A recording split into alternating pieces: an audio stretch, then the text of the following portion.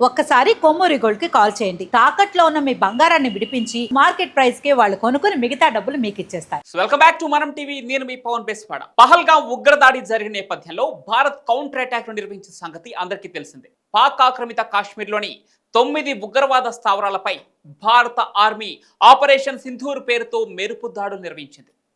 బహవల్పూర్, కోట్లీ, ముజఫరాబాద్ పై క్షిపణి దాడులు జరిపింది భారత ఆర్మీ. ఈ క్రమంలోనే బహవల్పూర్లో 30 మంది ఉగ్రవాదులు హతమయ్యారని తెలుస్తోంది. ఇక అర్ధరాత్రి 1:28 ఈ దాడులు ప్రారంభించినట్లు ఆర్మీ వెల్లడించింది. ఈ దాడిలో మొత్తంగా 80 మంది ఉగ్రవాదులు హతమయ్యారని తెలుస్తోంది. ఇక మొత్తంగా 100 మందిని మట్టుపెట్టినట్లుగా సమాచారం అందుతుంది. అయితే వాటిలో బహవల్పూర్ జైషే మొహమ్మద్ స్థావరం, ఆ తర్వాత మొరిట్కోలోని లష్కరే తోయిబా స్థావరం ప్రధానమైనవిగా చెప్పబడుతున్నాయి. అయితే భారతదేశం చేసినటువంటి ఈ దాడిలో హఫీజ్ సయీద్, మసూద్ అజార్ చనిపోయారా లేదా తప్పించుకున్నారా అనేది మాత్రం తెలియాల్సి ఉంది. మోస్ట్ వాంటెడ్ పాకిస్తాన్ ఉగ్రవాది మసూద్ అజార్కు బహవల్పూర్ బలమైన స్థావరంగా చెప్పవచ్చు. జైషే మహమ్మద్ ఉగ్రవాద సంస్థకు నాయకత్వం వహిస్తున్న అజార్ 2001లో పార్లమెంట్లపై దాడి నుండి 2019లో పుల్వామా బాంబు దాడి వరకు అనేక కేసుల్లో అజార్పై ఛార్జ్ షీట్ దాఖలయ్యాయి. అయితే కొన్ని నివేదికల ప్రకారం మసూద్కు పాకిస్తాన్లోని బహవల్పూర్లో 2 స్థావరాలు ఉన్నట్లు తెలిపాయి.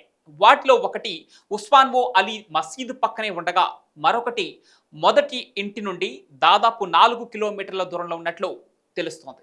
ఇది జామియా మసీద్ అని పిలువబడే మసీద్ పక్కనే ఉన్నట్లుగా అనుమానిస్తున్నారు.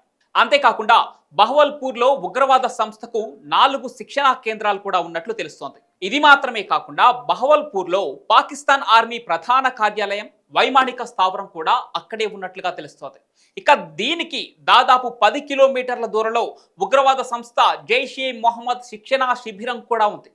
దీనిని లక్ష్యంగా చేసుకుని భారత ఆర్మీ దాడులు నిర్వహించింది.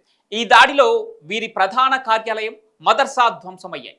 ఈ విషయాన్ని గురించి పాక్ మీడియా స్వయంగా తెలిపింది. అయితే ప్రస్తుతం జరిగిన ఈ దాడిలో మసూద్ అజార్, హఫీజ్ సయీద్ మరణించినట్లు ప్రస్తుతం ఎటువంటి సమాచారం అందలేదు. కానీ భారత దాడి తర్వాత పాకిస్తాన్ ప్రధాని షహబాజ్ షరీఫ్ అత్యవసర సమావేశాన్ని నిర్వహించారు. భారతదేశం తమపై యుద్ధానికి కాలు దువ్విందని ఆయన తెలిపారు. దీనికి ప్రతీకారం తీర్చుకునే హక్కు పాక్కు ఉందంటూ మేకపోతు గాంభీర్యాన్ని ప్రదర్శించారు.